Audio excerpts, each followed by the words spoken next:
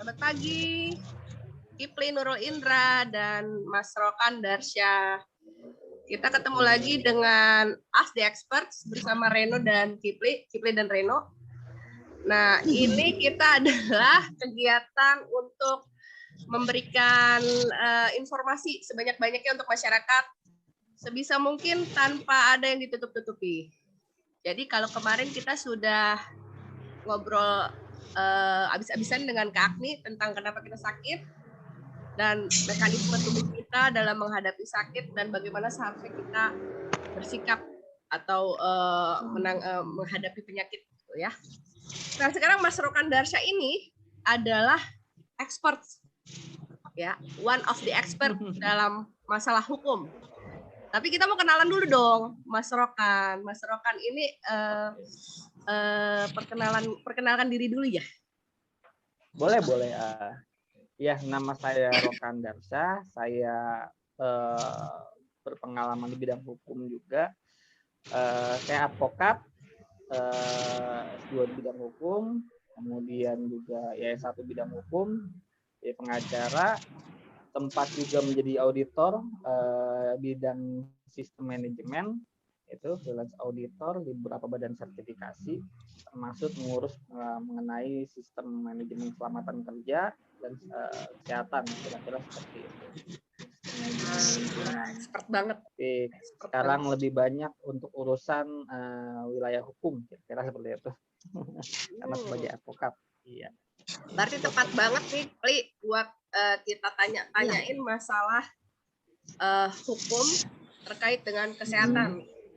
Karena kan kita nih masyarakat awam buta hukum banget ya. Kalau misalkan ada masalah-masalah kesehatan terkait dengan hukum, ya udah nerimo gitu ya, nerimo. Nah, kita sekarang pengen nanya-nanya, boleh ya Mas? Boleh. Iya. Sejauh yang saya ketahui, saya Makasih banyak loh sebelumnya. Karena keterbatasan namanya juga. Tiap orang pasti ada keterbatasan. Ya, gini Mas Rokan. Jadi dari berbagai regulasi yang terkait pandemi di Indonesia ini ya, khususnya di Indonesia ini, menurut Mas Rokan tuh aturan mana yang paling urgen untuk digugat? Langsung digugat. Emang suka menggugat ini nih. Kenapa harus gugat dulu jadinya? Yang aneh dulu deh Mas, yang aneh menurut Mas Rokan buat masyarakat, ketahui masyarakat ya, gitu. Kita informasikan dulu bahwa yang namanya semua tindakan kebijakan di terkait pandemi ini itu setahu saya ya, yang saya pahami dasarnya adalah Kepres nomor 11 tahun 2020. Kepres nomor 11 tahun 2020 berkaitan dengan penetapan status darurat kesehatan masyarakat di Indonesia. Dan Kepres nomor 12 tahun 2020 berkaitan dengan penetapan status bencana nasional ya kan, kedaruratan COVID di Indonesia. Redaksinya kalau nggak salah seperti itu. Keputusan presiden itulah yang kemudian menyebabkan terjadinya semua tindakan corona yang ada di sini, tindakan COVID, mulai dari ada PPKM dan segala macamnya. Tapi Kepres adanya PPKM, adanya pengguna harus pakai masker dan segala macam batasan itu dasarnya adalah di dua Kepres itu. Tapi di Kepres itu juga tidak berdiri sendiri.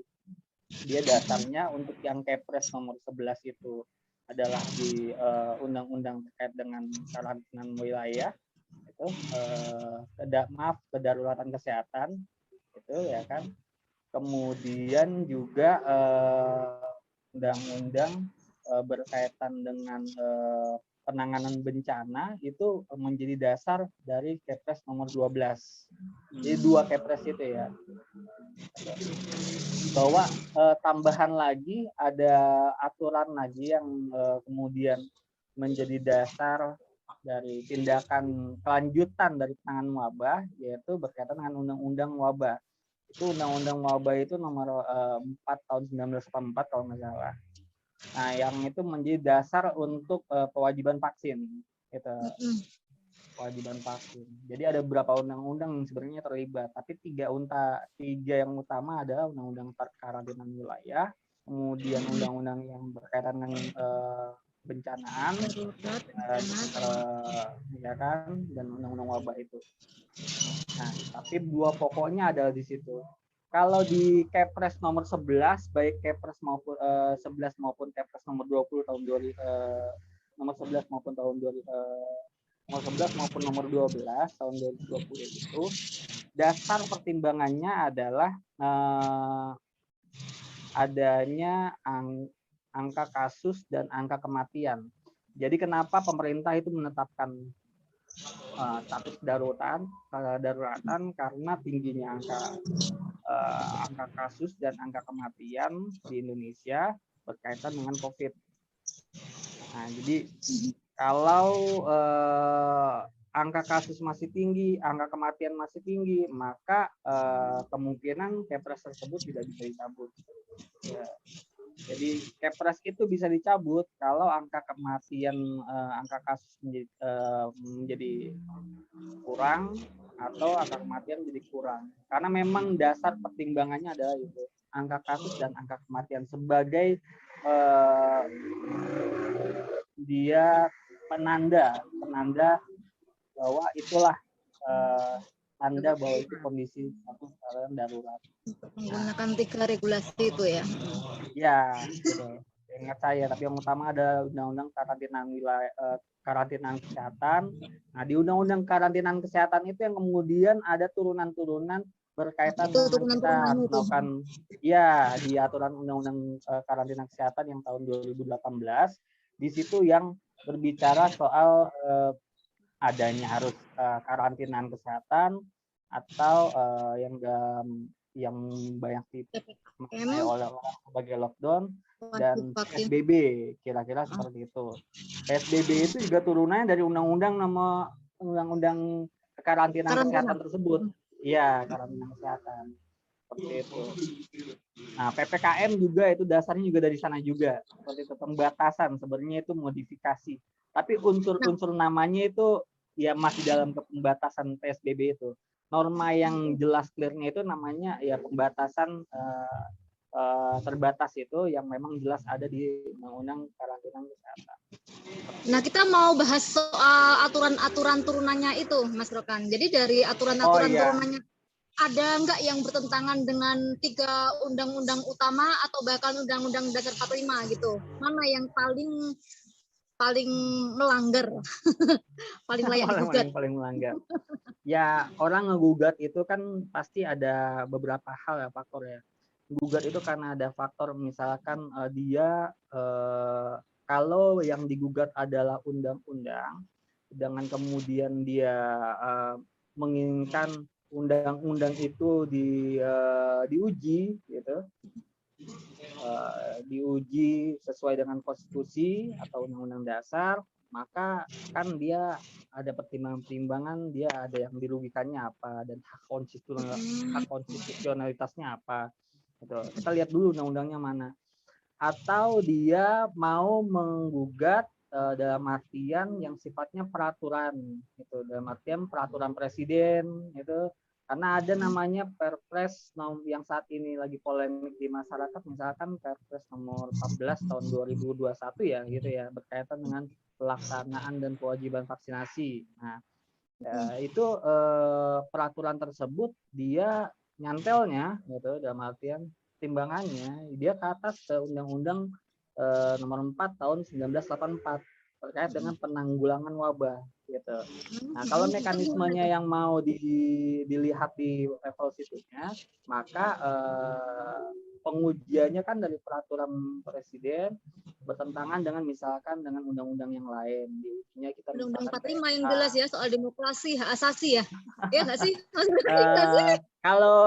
Kalau ke yang sana, kalau yang ke Undang-Undang 45 ya biasanya gini Mbak, dari Undang-Undang dasarnya itu dulu lalu kita uji ke Undang-Undang 45. Di situ yang namanya kita nguji materi ke MK. Pasal mana, ya kan, kemudian Mbak kepentingannya apa, dalam artian apa yang menjadi kerugian secara konstitusionalitas dari Mbak, kemudian Mbak yang melakukan permohonan ke MK untuk melakukan uji material dari undang-undang tersebut, ya kan, pada MK. Contoh misalkan ada salah satu pasal di undang-undang yang sifatnya itu membuat adanya ketidakpastian hukum, misalkan seperti itu, ya kan. Wah, ini kok pasal ini menyebabkan adanya ketidakpastian hukum di undang-undang. Nah, kemudian Mbak karena memang dirugikan, dalam artian punya legal standing, dan Mbak sebagai warga negara Indonesia melihat pasal tersebut betul-betul merugikan dalam artian hak hukum Mbak karena menyebabkan ketidakpastian hukum, contoh ya. Nah, itu bisa memohonkan ke MK gitu, ya kan, untuk menyatakan misalkan pasal tersebut tidak mengikat secara hukum, misalkan seperti itu. Atau termasuk pelanggaran hak asasi itu kerugian juga ya Mas Rokannya? Ya, bisa gitu. Bisa, hak asasi juga kan juga ada. Jadi memang di konstitusi kita kan sebenarnya kan, contoh ya, dalam konteks pandemi ini ya kita diskusi, argumentasinya nanti kita kuatkan lagi. Hal yang menjadi hak asasi kita kan sebenarnya kan tidak boleh rasa takut juga ada. Gitu. Di pasal di Undang-Undang Dasar di pasal 28 poin yang sekian itu kita cek lagi, memang kita sebagai manusia di sini tidak boleh merasa takut, terancam, dan termasuk juga tidak boleh berhadapan dengan merasakan ketidakpastian, misalkan ketidakpastian hukum ya, itu lebih tepatnya. Nah, itu juga menjadi bisa digunakan sebagai dalil-dalil kalau memang betul kita ada mendapatkan kerugian. Tetapi berkaitan dengan hak asasi manusia juga di pasal 28 Undang-Undang Dasar itu juga memang ada pembatasannya itu. Jadi hak asasi Indonesia ini dibatasi pengaturannya sesuai dengan undang-undang. Ada norma yang seperti itu. Jadi kita memang harus jeli juga untuk melihat yang berkaitan dengan itu.